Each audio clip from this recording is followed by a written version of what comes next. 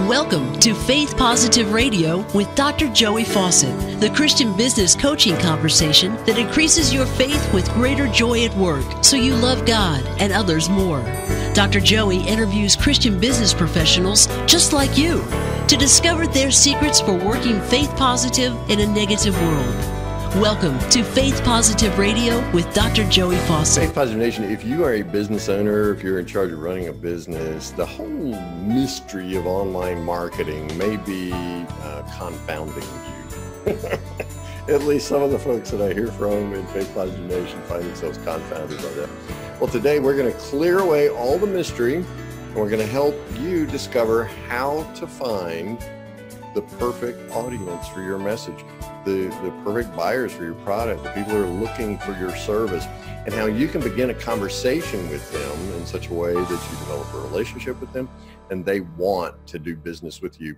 And all of that based around and rooted in Christian values that help you live out your faith as a member of Faith Positive Nation. And the guy that's going to help us do that today is amazing. He doesn't just talk about it. He's already done it. He's helped businesses create hundreds of millions of dollars of revenue that not only help the business owner and the employees of the company to make a living, but also helps them to give charitably to causes that they believe in around the world. So get ready. This is an episode you're going to want to listen to over and over and over again, okay?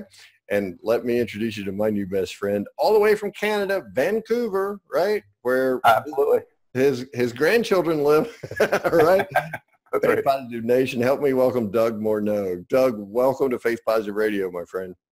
Hey, thanks so much. Super excited to be here today. Oh, I am super excited to have you here today, especially where I'm living today. I think the temperature is about 70 degrees. I'm thinking it's not that in Vancouver. So No, it's not. You need to come on down here into the mid-Atlantic states and enjoy some time with us. That would be great. So, man, so many people, and I'm sure you see this each and every day, Doug. So many people think, okay, I need to be doing something online. I need to be emailing people. I need to be reaching out to people, marketing to my tribe, the people who need my product, want my services and things like that. But I don't know where to start. I don't know how to reach out to them and find them. Tell us how you do that. Well, there's a bunch of ways. So I'm going to start by saying that there's no one way that's the magic sauce for everybody. So, right. So the important thing to think of is whatever you're doing for advertising and marketing is to make sure that you're testing and keeping track of your results. Testing and keeping track of your results, which means that there needs to be a plan in place, right?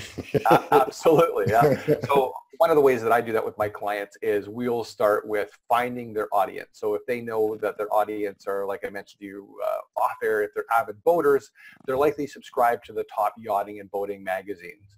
So what we do is we approach those publishers and we negotiate access to the email list, meaning the publisher has maybe 100,000 people that subscribe to their online boating magazine, and we just pay them to insert an ad in the email and send it to their audience of people that are interested in boating.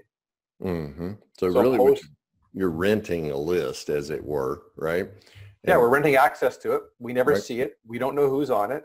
Mm-hmm. All we know is that the publisher has this relationship and they are basically using their influence with their audience to introduce your company. So it's like a referral then. Yeah, I mean, there's a disclosure, right? Because there needs to be a disclosure. So there's no misunderstanding. They're not endorsing you, but they are saying, hey, this is an advertiser that we've approved, and here's their message. Okay. And so what you're really helping do is to marry up or to match, right, the audience with the message for the product or service.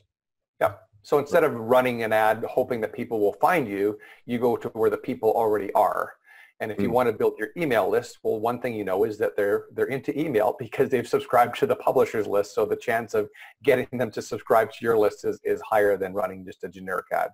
So rather than hope marketing, you've got targeted marketing from people who've given permission to receive this kind of information and therefore who are interested in your product or service. Yep. And it's super scalable. I mean, so if you're renting some data and you're starting out with maybe reaching out to 10 or 15,000 people and you look at your numbers, your conversion, and it works. The great news is many of these publishers have hundreds of thousands of names. So then the way to scale is very simple. You just, place another media order and say, fine, 10,000 worked really well. I'll do 20, 30, 40, 50 this time, whatever the numbers are, and push the button and out it goes. So it sounds like there are a couple of factors, at least, that are affecting the secret in the sauce. One is finding the people who've given permission to receive this kind of information about your product or service, right? Yeah. But the other is really clearly defining who you're trying to reach. Yeah, that's the biggest thing. I mean, you can't really do any advertising at all if you don't know who you're trying to reach. Otherwise, you're going to waste a whole bunch of money and time and not have a successful result. Yeah, so you can do it, but it'd be sort of like throwing bologna sandwiches against the wall, just seeing what sticks, right? Yeah, absolutely. Yeah. Yeah, and since there are about 60 gazillion billion people online, you can waste a lot of bologna sandwiches. So Doug, how'd you get into this line of work? I've been in direct marketing for over 30 years. So in terms of direct, we started obviously with direct mail because email wasn't a thing back then. And then we just kind of followed the crowd. So where's the audience? So we still do direct mail. We still do some telemarketing. We still run Facebook and Google ads. But we found that email does the heavy lifting because I can quickly identify a very large audience. And so I just do what works. I tell people that I know more ways that don't work than they do. And it's a process of elimination, right? That's why they hire us. So, we probably worked with 300 or 400 different email list providers over the years. And so we know kind of the good guys are and the bad guys are. And it's just a matter of testing. I mean, it's like anything else you do. You just need to go out there and you need to run the numbers and see if you can see if it makes sense for your business. So what are some of the keys to the kingdom, if you were, for crafting your message and representing your business, your product or service in the way that will attract people? Well, if you use the boating magazine as another example, so what you'd want to do is identify that that's your audience, and you might even want to segment it down to states or zip codes, or you might say, I'm just interested in mailing the entire U.S., so I'll take a sample of the data. The first thing you'd want to do is go get a physical copy of the magazine. You'd want to go spend some time on their website, and then you'd want to subscribe to their email list to see what sort of emails that they're sending out. So you get a flavor for what the audience has subscribed to and is used to receiving. So when you send something, it looks like it belongs. Okay, so it's consistent messaging. It's not just, oh, what's this? It's something. Like, it's like this is weird. How come I'm getting an ad for, some really weird thing, right? Right. Tents for camping. I'm assuming that people that have yachts aren't looking at tenting.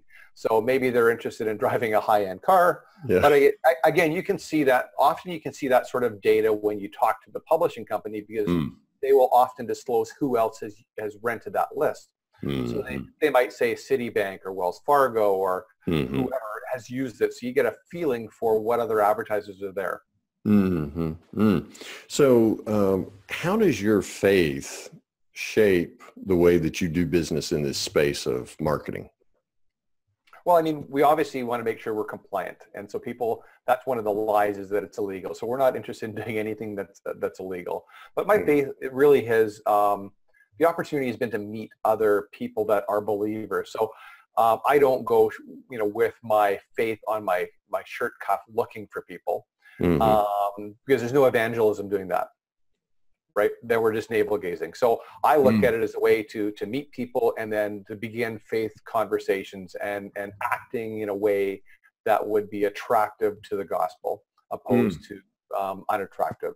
That way it's not about you, it's about Christ in you, and people are attracted to Christ in you. So what do you listen for when you're talking with someone and you're just really sensitive to a faith conversation like that? What kinds of things do you listen to them saying that says to you, they could use some Jesus today? Well, I don't know that it's me listening so much that it isn't God listening for me and telling me. So, I would use the example, I would go golfing with somebody and I find the reason to go golfing isn't because I'm a good golfer. It's because I can see how, do they cheat? Do they have a temper? How do they treat the girl in the beer cart that drove away? What sort of comments and conversation happened after she left or maybe while she was there? And at that point, I'm still deciding whether or not I'll work with somebody. And there's been situations where it's like, you know what? I don't think we're a good fit.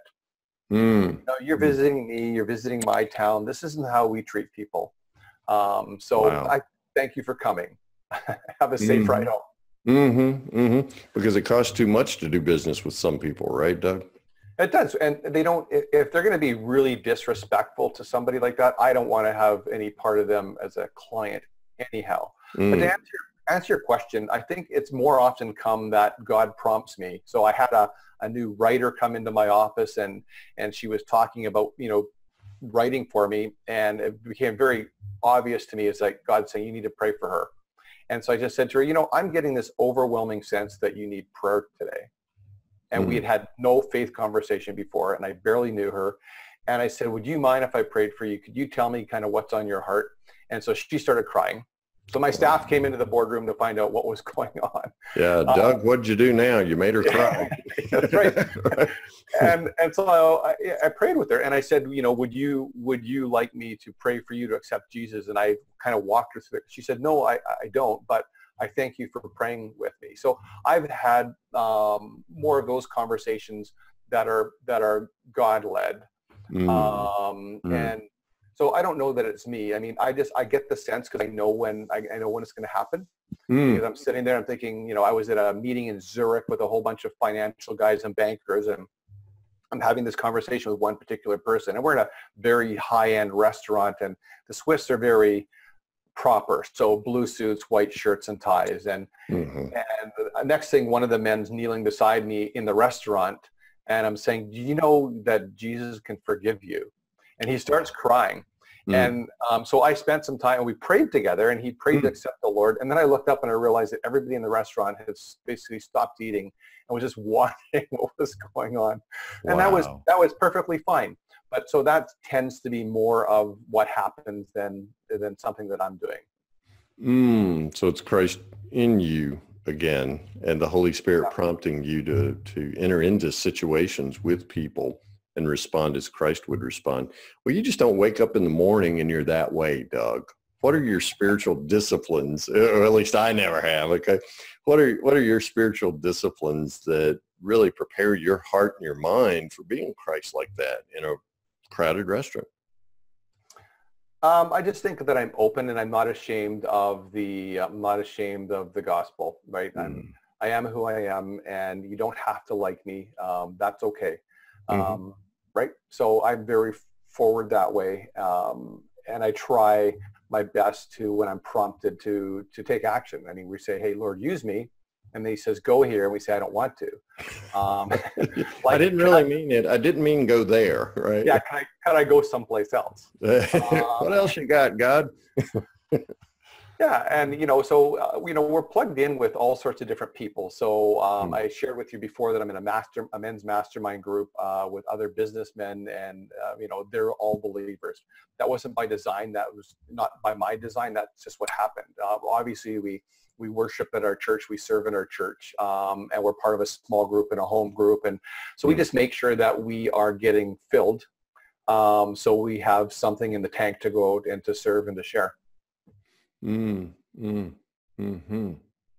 So how, if somebody's listening in Faith Positive Nation to this, Doug, or watching this, and they say, wow, I want to do that, but I don't know how to start.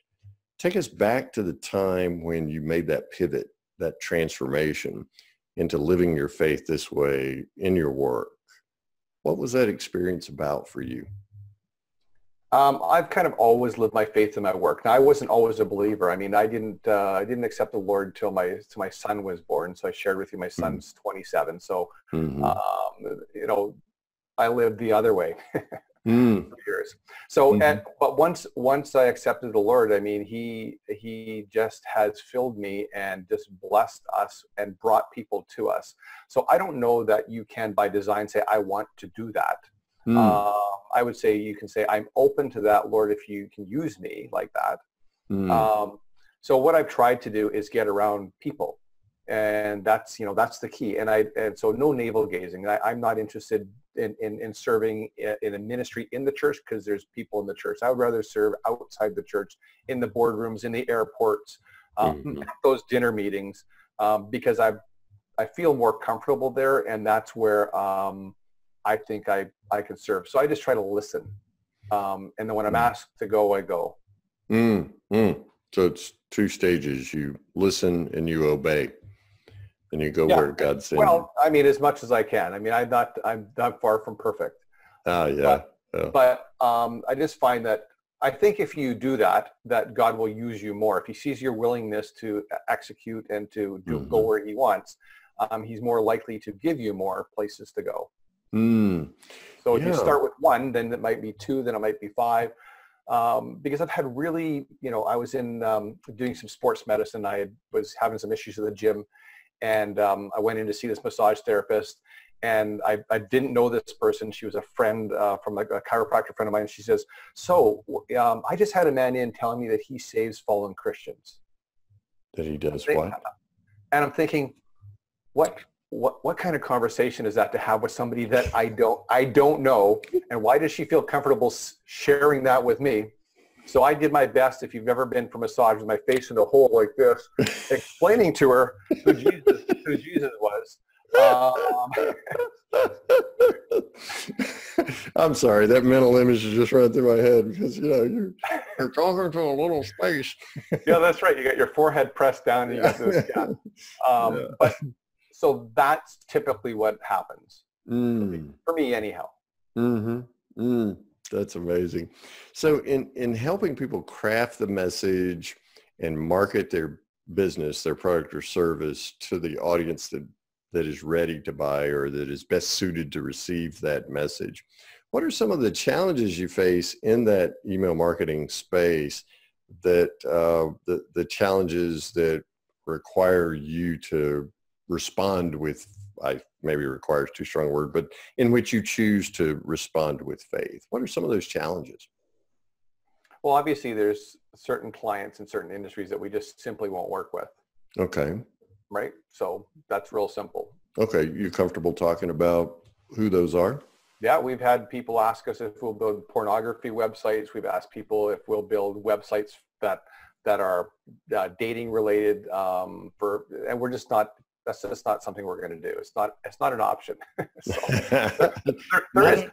there is no conversation. That was right. Thank you for phoning, but don't expect me to call you back. Yeah, thanks for thinking of us, but no. Right. Yeah. Okay. All right. So, but in working with your preferred clients, what are some of the challenges you face? Everybody wants an instant win. Really? So they want to go from, hey, I don't know you. I want to send my message out, but I want you to, by the end of this video on my landing page, I want you to know enough about me. Trust me that you'll pull out your credit card and buy my stuff. So there's no relationship building. So there's no giving. They're not giving you anything. They're saying, hey, I've driven you to this page. Now I want you to do something for me. And so the biggest challenge is like step back a little bit and think about, is that how you like to be interacted with? So the biggest tip really is if you were to sign up for my email list, how would you like to be treated? Why don't you treat people the same way? There's a marketing guy that I really like in San Diego. His name is Frank Kern. And he said, why don't you deliver some of the value that you promise to your clients in your ad? What a great idea. So if you have something you can share with somebody that can actually help their life, make their life better, their day better, why don't you just do that in your advertising? And so the biggest challenge for me is saying to my clients, like, we need to identify the people who are interested. We're not here to arm wrestle anybody into buying a product and then having regret. And you can, over time, develop that relationship and respectfully ask people to do business with you. So providing value first. Yeah. Instead of looking for a one-off transaction, and that way you establish a relationship that's transformational. You really do help solve their problems. Yeah, that's what a unique concept. Well, I'm standing here thinking it sounds a whole lot like what Jesus said. Yeah. And then on the back end, if you're selling them a product, make sure that they use the product to get the benefit they want. So if you think of the health and wellness industry, in January the gym's full. Sure. And so everybody signed up for a 2-year program. And then in March the gym is empty. But Right. the reality is that the gym owners are still collecting fees from you for 2 years. And so you got to ask your question honestly, is like, is Mm. that in the best interest of their client? Mm. Well, no, it's not, because they signed up for something and they're not receiving the benefit for whatever reason, but the gym owner's collecting for the next 2 years. Like, I understand that business model, but just imagine what would happen if they reached out and they said, hey, Doug, hey, Joe, you're not showing up. You said you had these health issues. You want to be, in good enough shape to play with your grandkids. You need to be here. If we go, then we're a good testimonial and referral. But if we just see $29 coming off our credit card every year till the contract runs out, I'm not going to refer anybody to that gym. So actually, I think it's the onus is on the business owner to make sure that the people who buy the product and service get the benefit, even if they need to be encouraged along to get the benefit and do the work.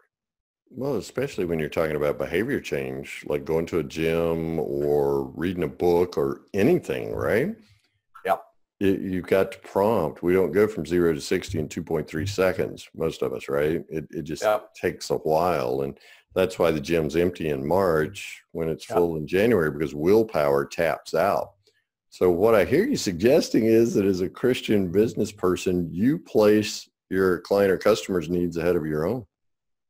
Yeah. If it's not a fit, it's not a fit. Don't do it. Mm-hmm. Like it's short-term gain, but like, why bother? I mean, I think that in business, we're supposed to have fun and make money. And if we're not going to have fun, then we might as well go get a job. Right. And then we can play, and there's nothing against jobs, right? I mean, we have employees team, but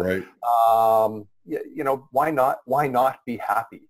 Why do we have this mentality that it's just going to be it's just going to be every day the same grind? Why not enjoy where you're planted? And if you're in the wrong spot, then be bold. Consider moving. Like, don't stay another 30 years for the retirement. You're not blessing anyone around you. You're unhappy. Move along. Absolutely. And what you're talking about now is engagement at work, right? Is your divine design being called forth? Are you responding to God's calling on your life in this particular work? And how are you going to work as if unto the Lord, Colossians 3:23, right? If you're not engaged and having fun and happy in your work.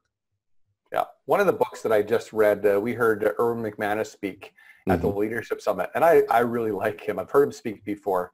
And what was it called? There you go. The Last Arrow. What a brutal book.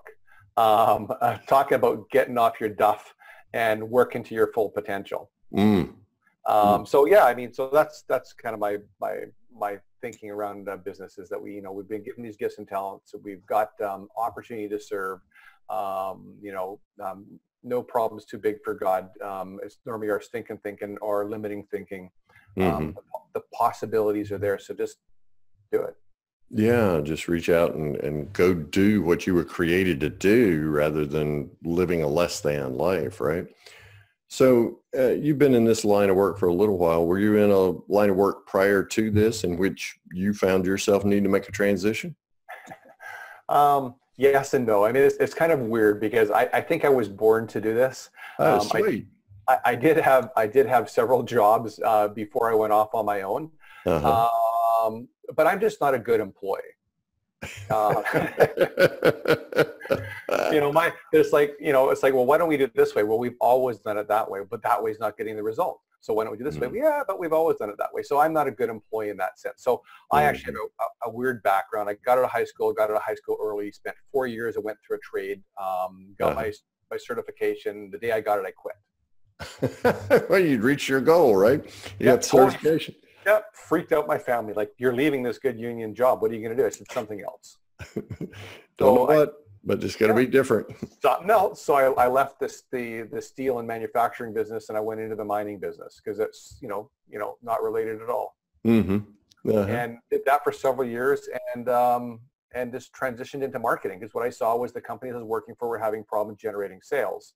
There's enough workers in the field to do what they need to do, but they needed more sales. And I was more comfortable talking to people in that space than I was out in the field working. Okay. So you saw the opportunity, you recognized your own divine design. Well, I wouldn't be so bold to take credit for I recognize my own divine design. I would say it was more that at that time it was my own will. So I was Okay. just going, you know what, I want to change. And so, one of the speakers I heard years ago, Charlie Tremendous Jones, Yes. right? And he said, never ask anyone for advice who hasn't done what you're going to do or isn't willing to pay the price you're willing to pay. Mm. And so I've just found that by living by that and also thinking, what's the worst that can happen? How likely is it to happen? Am I willing to accept the worst? And just moving forward has served me well. Mm. So yeah, it's a tough message because I would just rather boldly step out in faith. I mean, our pastor one day said, you can't put your toe in the Jordan, right? You can't just dip your toe in, you got to get all the way in. Yeah. Yeah. Right. Yeah. So I'm go all the way under. You Yep. can't go ankle or knee deep. You got to Yep. go Yep. all or nothing. Yeah. Oh, wow. That's amazing. So Doug Morneau, tell us about your website. And I think you've written a book I want you to tell us about as well, so Faith Positive Nation can discover more. Okay. I've written a book called Three Big Lies. It's the truth about renting email lists for lead generation and online sales. And it's available on Amazon. If your listeners want to go to my website and sign up for my newsletter, I'm going to do a free offer in February where I'll mail it out if people pay for shipping. So if you want it today, you can go pay $29, or if you're willing to wait, you can pay the $7 for shipping, and I'll cover the cost of the book and get it out to you. Oh, great. And what's that website we can go to? DougMorneau.com. So it's DougMorneau.com. And if you're one of those people who actually is still going to the gym and you're on a treadmill or something like that, it's on Doug's page on our website at getpositive.today. Chuck's put a copy of the link there for you, so you can click right on there and go subscribe to Doug's email so that you can help. Doug can help you discover those people who want your message, want your product or your service, or are looking for them, and Doug will show you the best path to find them. Doug, Faith Positive Nation always wants to hear from our guest about a favorite Bible verse or Bible passage that really means a lot to them in their own spiritual journey and helps them be Christ in the workplace. I'm thinking you alluded to it just a moment ago, but I'm not gonna see if I'm right or not. I'm gonna let you tell us. What's your favorite Bible passage, Doug? Well, I think I shared with you briefly that there was two. I like Romans 3:23, for all have sinned. And I like that because when you're sharing the gospel with people, it doesn't say most people, almost everybody, or darn near everybody. It says everyone. That's right. So there's no room for interpretation. But it's really it's Matthew 25 when I'm talking about the parable of the talents. So God's given us gifts and talents, and we need to use those to bless people. And the way that I heard it said before is that today somebody out in the world is praying over a problem they have, and you have the solution. And then how I reflected on that is that how selfish is it of me to be more concerned with rejection or the uncomfortableness of having a business conversation when I could help them. So it was just a way of turning that fear around and saying, well, I'm afraid to reach out and have this conversation. But the other side is, well, isn't that selfish? Because I have a solution. And yes, the solution it's a transaction. It's going to cost some money and some time, but I have the solution. So how dare I not share that? At least give them that opportunity. Yeah, because it could save somebody's life, right? Here and for eternity. Absolutely. Oh, wow. So it's not really about me. It's about me serving others in Jesus' name. That's a beautiful philosophy, and that guides everything that Doug does. Go to DougMorneau.com, click on the link on his page on our website at getpositive.today, and you can discover more about his book, The Three Big Lies. Be sure to subscribe to his email list right there so you can get lots of great information, but also so you can get this book for free just for the cost of shipping and handling. And then, Doug, you have another book that's coming out pretty soon also, right? I do. We talked a little bit about work-life balance before we got on air and hanging out with my grandkids, but there was a time when I was just not paying attention to my health. I got real sick. I spent three months in bed, just about died of pneumonia. I was on high blood pressure medication and cholesterol medication and a whole bunch of other stuff. And in the course of a year, I lost 60 pounds. The next year, I lost 20 pounds. I had lost about 85 pounds. But within the first year, I was off all my meds. So I've written a book called Prescribed to Death, How I Got Off 5 Medications and Saved My Life. And it's really a look at abdicating control to the medical system and to the doctors and to the information the government puts out and saying, no, at the end of the day, we're responsible, for our bodies. And so it's just just sharing my story and how I work through that. And I actually shared, what it cost for the people who say, well, how can you afford to go to the gym and how can you afford to have a gym membership? And I'm saying, well, this is my role in my company was sales. So if I was selling $1 million a month media at that time, which I was, and I'm out of work for 3 months, what does that mean for my bottom line? And for the company's bottom line too. So really, the company has a vested interest in your good health. They do. And I just think there's a way for people to get healthy without following the fads and the programs. I mean, it's a lifestyle, which means it's for life. It's not a 30-day program, a 60-day program. So it's just a book of my story of how I did it and basically use the resources that are out there. There's people that can help you. There's coaches that can help you. There's gyms that can help you. There's foods you can eat that will make things better. Oh, wonderful. So if we go to DougMorneau.com and subscribe to the email list there, we'll get information about your health and wellness book when that comes out, right? Absolutely. We can't serve if we're dead. Well, yeah, that's kind of hard to have much of an influence then, right? Of course, there is that whole bit about legacy, but that's another conversation for another day, right? Yeah, fair enough, yes. Well, Doug, thanks so much for the gift of your time and wisdom today. I know Faith Positive Nation is richer because of our experience today with this episode of Faith Positive Radio. And I just pray God's blessings on you and your wife, your 3 amazing children, and those 2 phenomenal grandkids. Just pray God's blessings on all of them. Thanks, Doug. Well, thanks so much for having me. It's been just an absolute pleasure to come and share with you. Thank you so much. God bless you, my friend. Thank you. God bless you. Thanks for listening to Faith Positive Radio, the Christian business coaching conversation that increases your faith with greater joy at work so you love God and others more. Suggest guests and ask questions when you email Dr. Joey at info@getpositive.today. And be sure to get your free gift of the 5 positive business conversations to have today coaching program at getpositive.today. Until next time, may God bless you with everything your heart can hope for and more than your mind can imagine.